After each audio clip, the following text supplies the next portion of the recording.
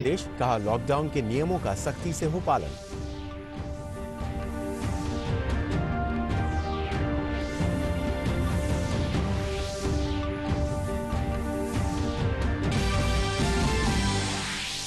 गृह मंत्रालय ने तबलीग से जुड़े 2550 लोगों को किया ब्लैकलिस्ट। वीजा नियमों का उल्लंघन करने पर 10 साल तक भारत में प्रवेश पर लगाई रोक।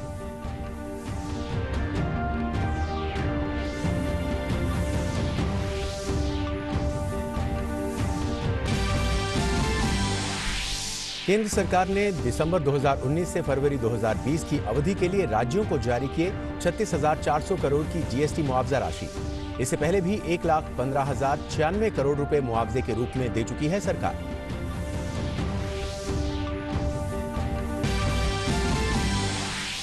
वंदे भारत मिशन के तीसरे चरण के अंतर्गत एयर इंडिया आज से अमेरिका और कनाडा के लिए 75 अतिरिक्त उड़ानों की बुकिंग करेगा शुरू। अभी तक 454 उड़ानों के जरिए 1,07,000 से अधिक भारतीय स्वदेश लौटे। आईएनएस जलाश्व माले से तमिलनाडु के लिए होगा रवाना।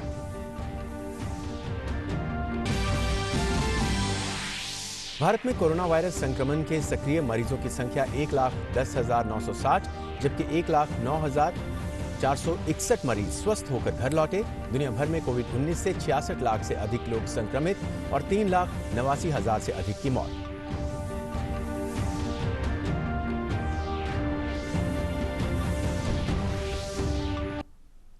नमस्कार और अब देखते हैं समाचार विस्तार से। आज विश्व पर्यावरण दिवस है। हर साल 5 जून को मनाए जाने वाले इस दिवस का मुख्य उद्देश्य लोगों को पर्यावरण के प्रति सचेत करना है। इस साल पर्यावरण दिवस पर जैव विविधता के साथ नगर वन पर फोकस किया जा रहा है।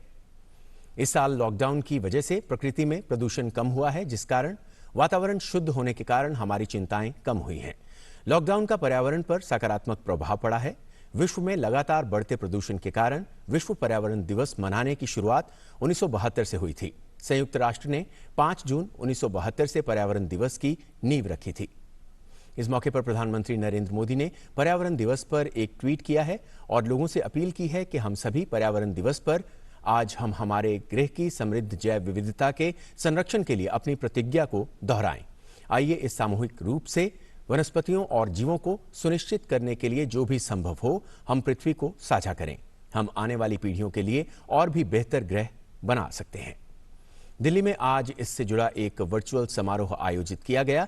इसमें केंद्रीय पर्यावरण मंत्री प्रकाश जावड़ेकर मुख्य अतिथि थे। इस मौके पर उन्होंने नगर वन योजना की शुरुआत की ताकि 200 नगरीय निकायों में नगर वन बनाए जा सकें। नगर वन कॉरपोरेट्स, आम भागीदारी, स्थानीय निकाय और राज्य सरकारों की मदद से बनाए जाएंगे।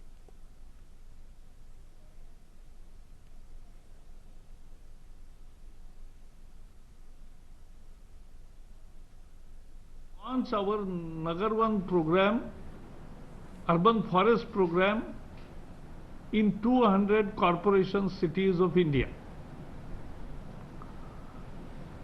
We started in Pune in 2015 and with the help of Forest Department, People's Representative, the Guardian Minister, the Member of Parliament, Member of Legislative Assemblies, corporation, and as was shown by Tata Motors, Persistent Foundation and TER Policy Center. This was the best example of PPP, and that is the model for improving the forest, urban forest in 200 cities. City forest we will fund it to an extent, to compound it and to carry out minimum services there from the Campa fund. As India has decided to create 2.5 billion or 3 billion tons of carbon sequestration, new forest, creating new carbon sinks, and that will work as urban lungs also. केंद्रीय one एवं पर्यावरण राज्य मंत्री बाबुल सुप्रियो ने विश्व पर्यावरण दिवस को एक हद तक विश्व मातृ दिवस से विस्तारित स्वरूप में ही देखने का आग्रह किया है। उन्होंने कहा कि दुनिया भर में आने वाली महामारियों से मुकाबला करने के लिए हमें पर्यावरण को साथ लेकर चलना होगा।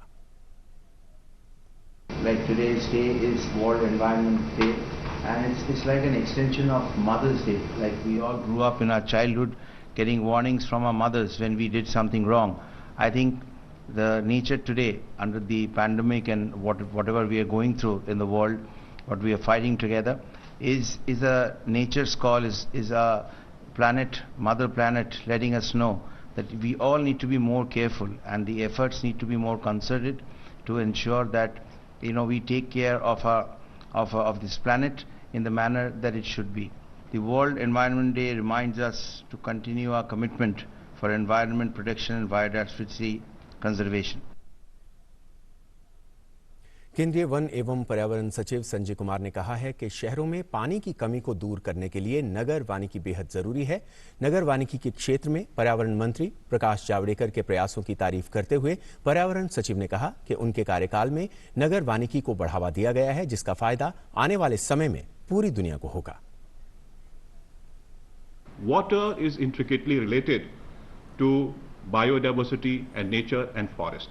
More than 1/3 of the world's cities, they draw water from a catchment which is heavily forested. These forests are the main sources of water. Water is essential for cities, water is essential for biodiversity, water is essential for nature. This concept of urban forest has come to this ministry, and I'm very, very thankful to our Honorable Minister, Prakash Javadekar Sahab, that he has pushed this concept of urban forest in this ministry for the benefit of all the city dwellers, not only in India, but as a role model for the rest of the world. और इस पर और बात करने के लिए हमारे संवाददाता तपस भट्टाचार्य हमारे साथ मौजूद हैं। तपस, आज विश्व पर्यावरण दिवस है और इस मौके पर दिल्ली में एक वर्चुअल कार्यक्रम का आयोजन किया गया, जिसमें केंद्रीय मंत्री प्रकाश जावड़ेकर ने कहा कि नगर वन योजना की उन्होंने शुरुआत की, जिसके तहत 200 नगरीय निकायों में नगर वन बनाए जा सकेंगे। कितना अहम इस घोषणा को देखते हैं आप, और किस तरह से आने वाले वक्त में इसका फायदा पहुंचेगा?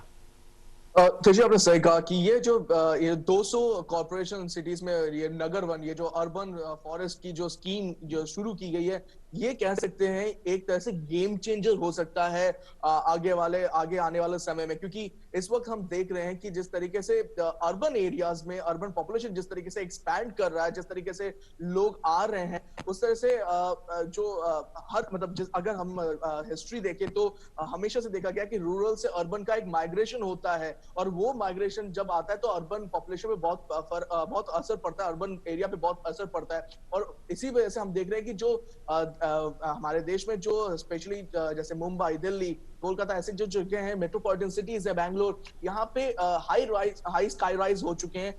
इसको कंक्रीट का जंगल भी कहा जाने लग गया है। लेकिन अगर बात करें, सबको हर प्राणी को ऑक्सीजन की जरूरत होती है, पानी की जरूरत होती है, और ये जो कुछ बेसिक नेसेसिटीज है, जो बेसिक नीड्स है, वो तब तक नहीं होगी जब तक आप पेड़ नहीं लगाएंगे। तो ये एक क्या कहते हैं, एक ऐसी पहल है जिसको आगे चल के ये मील का पत्थर साबित हो सकता है, क्योंकि अगर आप हर अर्बन एरियाज में ऐसे छोटे छोटे अर्बन फॉरेस्ट करते हैं, गार्डन्स तो बहुत सारे होते हैं, लेकिन अर्बन फॉरेस्ट होती है वो एक सिटी का एक हार्ट बन के उभरता है। अगर वो हार्ट अगर चलता रहे तो अर्बन सिटी को ऑक्सीजन मिलने में प्रॉब्लम नहीं होती है। पानी जो हम देख रहे हैं कि दिन ब दिन जो वाटर लेवल जो नीचे चला जाता है, वो उससे मेंटेन होता है, जो ओवरऑल एनवायरनमेंट है वो उससे मेंटेन होता है। मैं आपको एक छोटा सा एग्जांपल दे देता हूं कि भारत अभी इस वक्त 8% वर्ल्ड बायोडाइवर्सिटी जो है भारत में वर्ल्ड की है, और 2.5% जो है वर्ल्ड का जो लैंड मास है, मतलब जो जमीन है वो भारत में है, लेकिन करीब 16% वर्ल्ड पॉपुलेशन भारत में है। उसके साथ अगर आप कैटल पॉपुलेशन और दूसरी पॉपुलेशन को मिला ले तो उस पर बहुत बड़ा एक असर पड़ता है। और सबसे बड़ी जो चीज है, सिर्फ 4% फ्रेश वाटर, मैं सी वाटर नहीं बात कर रहा, मैं फ्रेश वाटर की बात कर रहा हूँ, सिर्फ 4% जो वर्ल्ड में जो है फ्रेश वाटर जो मिलता है वो भारत में आता है। तो अगर हमारे पास साधन कम है, लोगों को बहुत ज्यादा लोग पॉपुलेशन है, तो अगर हम लोगों को बैलेंस करके चलना है तो बैलेंस तभी हो पाता है जब आप एनवायरनमेंट के साथ एक बैलेंस बना के चलते हैं, और ये बैलेंस बनाना बहुत जरूरी हो जाता है इस वक्त। और इस वजह से ये जो 200 अर्बन फॉरेस्ट स्कीम का जो शुरू किया है पीपीपी मॉडल पे, कि प्राइवेट पब्लिक सेक्टर दोनों आएंगे, सारे स्टेक होल्डर्स मिलकर इसमें काम करेंगे, तो शायद ये एक आगे चल के मील का पत्थर साबित हो सकता है हमारे देश में एनवायरनमेंट के मुताबिक। जी। और तपस साथ ही उन्होंने अपने संबोधन में कहा कि अगर हम नेचर को बचाएंगे तो नेचर हमें बचाएगी। उनके संबोधन में और क्या कुछ खास अहम बातें रहीं? आपने बहुत सही कहा, नेचर, उन्होंने कहा नेचर को हम बचाएंगे, क्योंकि ये एक ही पहलू के दो हिस्से हैं। अगर हम एक ही सिक्के के दो पहलू है, इसलिए क्योंकि अगर हम नेचर को उसकी देखभाल करेंगे तो उस नेचर से ही हमें मिलेगा। या इस वक्त क्यों, मतलब हमेशा से ही एनवायरनमेंट के साथ ही हमें आगे बढ़ना है। सस्टेनेबल डेवलपमेंट गोल्स जो यूनाइटेड नेशन भी कह चुका है, हम लोग भी उस पर बातचीत करें, प्रधानमंत्री नरेंद्र मोदी ने भी बात की है, तो सबका साथ सबका विकास सिर्फ मनुष्य के साथ नहीं है, ये सबके साथ है। और ये बहुत अहम बात हो जाती है, और ये हमारे भारतीय मूल के अंदर है। इंडियन एथोस जो हम बात करते हैं वो हमारे उसमें है, हमारे वेदों में है, हमारे हम जो पूजा पाठ करते हैं, हमारे जो सिस्टम है, हमारे कल्चर में इसको बहुत ज्यादा तवज्जो दी जाती है। आज भी हम लोग पीपल की पूजा करते हैं, आज भी हम डिफरेंट पेड़ों की पूजा करते हैं, जीव जंतुओं की पूजा करते हैं। अगर हम भगवान शिव के जैसे बात करते हैं, भगवान शिव की पूजा होती है तो उनके साथ उनके गले में जो नाग है उनकी भी पूजा होती है। वैसे अगर माँ दुर्गा की पूजा करें तो उसके साथ उनके वाहन जो शेर, उनकी भी पूजा होती है। तो एक तरह से ये एक साथ चलता है, किसी को अलग छोड़ के किसी के साथ ये नहीं होता है। तो इसमें जैसे उन्होंने कहा कि चिड़िया कहिए, रेप्टाइल्स कहिए या एनिमल्स कहिए, ये सब एक एनवायरनमेंट के अंदर आते हैं। जब तक ये तब मेंटेन हो सकता है जब आप एक फॉरेस्ट को मेंटेन करें। इसीलिए हमेशा से फॉरेस्ट मेंटेन करने की जो बात हो रही है, जो वन्य जीव को मेंटेन करने की बात वो इसीलिए की जा रही है क्योंकि वो एक इकोलॉजिकल सिस्टम को तैयार करता है, और हम इकोलॉजिकल सिस्टम का एक पार्ट है, हम फूड चेन का एक पार्ट है। वही अगर हम कोविड-19 की भी बात करें, जब हम साइंटिस्ट लोगों से बात कर रहे थे, हिस्टोरियन से बात कर रहे थे, तो ये बार बार यही कह रहे थे कि जितना हम पेड़ काटते रहेंगे, पेड़ काटते काटते हम आगे बढ़ते रहेंगे, उतना हमारे फूड चेन में ये वायरस और ये सब चीजें आती रहेगी। जब तक हम इस चीज को परहेज नहीं करेंगे, जब तक हम एनवायरनमेंट के साथ हाथ में हाथ डाल के कदम से कदम मिला के नहीं चलेंगे, तब तक ऐसे पैंडेमिक, ऐसे वायरस आते रहेंगे। क्योंकि जब हम वन जीवों को काट रहे हैं, जब हम फॉरेस्ट को काट रहे हैं, तो वहां पे ऐसे बहुत सारे डॉर्मेंट वायरसेस होते हैं जो हमारे फूड चेन में आ जाते हैं, और उससे ही एक के बाद एक जो दिक्कतें आती है वो उससे होती है। तो इस वजह से हमें ये ध्यान में रखना बहुत जरूरी है कि नेचर को रेस्पेक्ट दें, नेचर के साथ चले। डेवलपमेंट किसी ने मना नहीं किया, सस्टेनेबल डेवलपमेंट की बात हो रही है, कैसे हम डेवलपमेंट करें लेकिन नेचर को साथ में रखें। अभी क्लासिक केस है, इस लॉकडाउन में हमने देखा कि किस तरीके से दिल्ली का यमुना नदी, हम जो कहते हैं एक तरह से एक नाला बन चुका था, इतनी गंदगी हो चुकी थी वहां पे।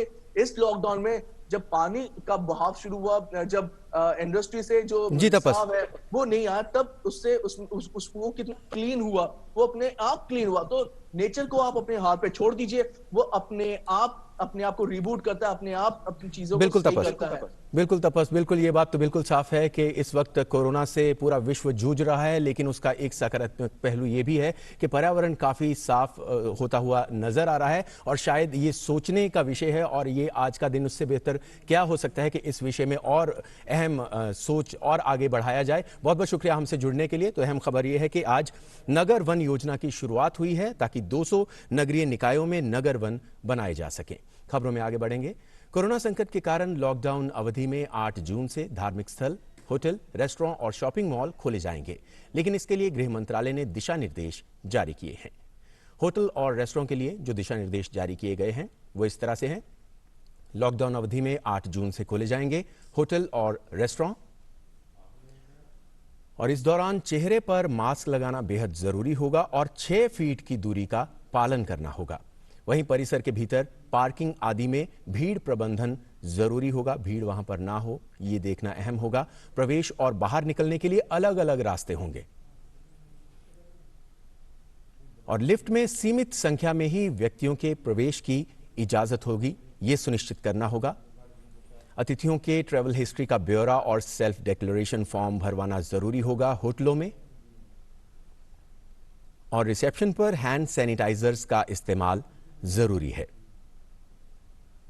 और दिशा निर्देशों में यह भी कहा गया है कि बुजुर्ग गर्भवती महिलाओं के लिए अतिरिक्त सावधानी बरतनी जरूरी है। वहीं लगेज को भी सैनिटाइज करना होगा जो मेहमान अपने साथ होटल्स में लेकर आएंगे। रेस्टोरेंट में बैठने के दौरान सामाजिक दूरी का पालन अनिवार्य है। वहीं डिस्पोजेबल मेन्यू के इस्तेमाल की भी सलाह दी गई है। इसके साथ ही बगैर संपर्क में आए ऑर्डर लेना और डिजिटल पेमेंट के उपयोग की भी सलाह दी गई है और एयर कंडीशनिंग के लिए CPWD के निर्देशों का पालन जरूरी होगा। वहीं परिसर, कमरों और शौचालयों की निरंतर सफाई जरूरी है। इसके अलावा होम डिलीवरी के लिए लगे स्टाफ की थर्मल स्क्रीनिंग जरूरी है।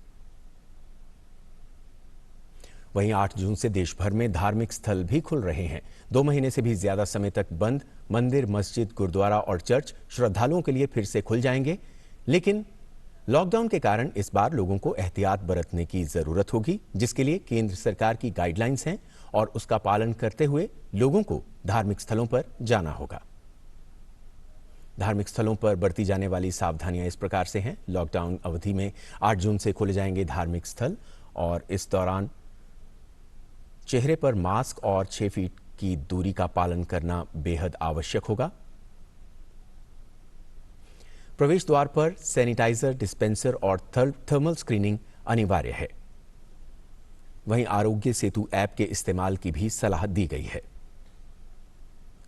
साथ ही परिसर में सिर्फ पूरी तरह से स्वस्थ व्यक्ति के प्रवेश की अनुमति है। अगर किसी में सिम्टम्स होंगे तो उसे जाने की अनुमति नहीं होगी। चप्पल और जूते परिसर के बाहर उतारना जरूरी होगा। अगर आप अपने वाहन पे आए हैं तो बेहतर होगा उसी में छोड़कर आए। प्रवेश और बाहर निकलने के अलग अलग रास्ते हैं, अलग अलग रास्ते होने जरूरी हैं और एयर कंडीशनिंग के लिए CPWD के निर्देशों का पालन जरूरी होगा। साथ ही प्रसाद या पवित्र जल के वितरण से बचने की सलाह दी गई है और लंगर या सामुदायिक रसोई में सामाजिक दूरी का पालन करना जरूरी होगा। धार्मिक स्थानों के लिए ये दिशा निर्देश हैं। परिसर के अंदर सैनिटाइजेशन का खास ख्याल रखना जरूरी है। कालिका जी मंदिर के ट्रस्ट के प्रमुख सुरेंद्र अवधूत ने मंदिर के एक बार फिर से खोलने पर प्रसन्नता व्यक्त की और कहा कि मंदिर प्रशासन सरकार द्वारा जारी सभी गाइडलाइंस का पालन करेगी। मंदिर प्रशासन सरकार के द्वारा जारी जितनी भी गाइडलाइंस हैं उनका पूरी तरह से पालन करेगा। जैसे हर एंट्री पॉइंट पर सैनिटाइजिंग की व्यवस्था होगी। हमारा प्रयास यही है कि जो एंट्री पॉइंट है उस पर हम जो है सैनिटाइजिंग टनल लगा रहे हैं, ताकि जो भी मंदिर में प्रवेश करे वो सैनिटाइज होकर जाए। और भक्तों से भी ये निवेदन करेंगे कि वो जब यहाँ हम दर्शन करने आएँ तो मास्क पहनकर आएँ, बड़े बुजुर्ग और बच्चों को साथ ना लाएं और मंदिर में चढ़ाने के लिए फूल और प्रसाद ना लेकर आएँ, क्योंकि सरकार ने ये निर्देश किए हैं कि मंदिरों में कोई भी फूल प्रसाद नहीं चढ़ेगा। उसके बाद उचित दूरी बनाने के लिए 6 फीट की दूरी पर निशान लगाए जा रहे हैं, ताकि भक्त जो है एक उचित दूरी बनाकर रखें और सुचारू रूप से जो है मंदिर में दर्शन कर सकें। और आज देवस्नान पूर्णिमा पर महाप्रभु जगन्नाथ का पवित्र शाही स्नान है। इस साल जगन्नाथ मंदिरों में सिर्फ रस्म अदायगी हुई। कोविड-19 को लेकर सरकार की ओर से जारी दिशा निर्देशों के अनुसार किसी तरह के धार्मिक अनुष्ठान या भंडारे का आयोजन नहीं हुआ। इस मौके पर मंदिर में परंपरा के अनुसार प्रभु जगन्नाथ, उनके बड़े भाई बलभद्र और बहन सुभद्रा की पूजा कर 108 कलश पानी से स्नान पूजन कार्यक्रम संपन्न हुआ। कोरोना वायरस महामारी की वजह से मंदिरों में प्रभु जगन्नाथ को स्नान कराने के लिए श्रद्धालु मौजूद नहीं रहे। भारत में कोविड-19 की ताजा स्थिति अब आपको बता दें। स्वास्थ्य मंत्रालय की ओर से आज जो आंकड़े जारी किए गए हैं उनके मुताबिक भारत में अब संक्रमण के कुल सक्रिय मामले हैं 1,10,960।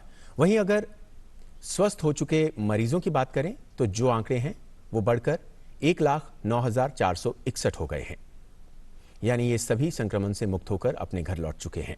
स्वास्थ्य मंत्रालय की लगातार लोगों से अपील है कि वो लॉकडाउन में दी गई ढील के दौरान भी सोशल डिस्टेंसिंग का गंभीरता से पालन करें। आरोग्य सेतु ऐप डाउनलोड करें और उसे रोज अपडेट करें। इसके अलावा मास्क पहने बिना घर से बाहर कतई ना निकलें। केंद्रीय गृह मंत्रालय ने सख्त कार्रवाई करते हुए तबलीगी जमात के 2,550 सदस्यों को काली सूची में डाल दिया है। काली सूची में डाले गए लोगों में करीब 40 देशों के नागरिक शामिल हैं, जो राष्ट्रव्यापी लॉकडाउन के दौरान भारत में ठहरे हुए थे और वीजा नियमों का उल्लंघन कर धार्मिक गतिविधियों में शामिल थे। इन लोगों को 10 साल तक भारत में प्रवेश करने की अनुमति नहीं होगी। पहली बार सरकार ने कठोर कदम उठाते हुए इतनी अधिक संख्या में लोगों को काली सूची में डाला है और विदेशी नागरिक अधिनियम के तहत इतनी लंबी अवधि के लिए भारत में उनके प्रवेश पर पाबंदी लगाई गई है। विभिन्न राज्य सरकारों ने मस्जिदों और मदरसों में विदेशियों के अवैध रूप से ठहरे होने का ब्यौरा उपलब्ध कराया था, जिसके बाद गृह मंत्रालय ने यह कार्रवाई की है। जमात के लगभग सभी सदस्य पर्यटक वीजा पर भारत आए थे, लेकिन वो धार्मिक गतिविधियों में शामिल थे। इस तरह वीजा की शर्तों का उल्लंघन किया गया था। वंदे भारत मिशन के तीसरे चरण के 75 अतिरिक्त उड़ानों के लिए एयर इंडिया आज शाम 5 बजे से टिकटों की बिक्री शुरू करेगा। वंदे भारत मिशन के तीसरा चरण 9 जून से शुरू होकर 30 जून तक चलेगा।